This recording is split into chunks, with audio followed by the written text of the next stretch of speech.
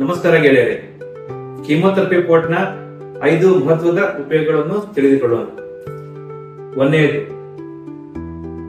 ಒಂದೇ ಸೂಜಿ ಚುಚ್ಚುವಿಕೆಯಿಂದ ಕೀಮೋಥೆರಪಿಯನ್ನು ಕೊಡಬಹುದು. ಎರಡನೇ ಉಪಯೋಗ, ಕೀಮೋಥೆರಪಿ ಪೋರ್ಟ್ ಇಂದ ಬ್ಲಡ್ ಸ್ಯಾಂಪಲ್ ತೆಗಿಬಹುದು. ಬ್ಲಡ್ ಸ್ಯಾಂಪಲ್ ತೆಗಿಬೇಕಾದ್ರೆ ಕೀಮೋಥೆರಪಿ ಪೇಷಂಟ್ಸ್ ಅಲ್ಲಿ ಸಾಮಾನ್ಯವಾಗಿ ಪದೇ ಪದೇ ಚುಚ್ಚಲಾಗುತ್ತದೆ. ಕೀಮೋಥೆರಪಿ ಪೋರ್ಟ್ ಇಂದ ಇದನ್ನು ತಪ್ಪಿಸಬಹುದು.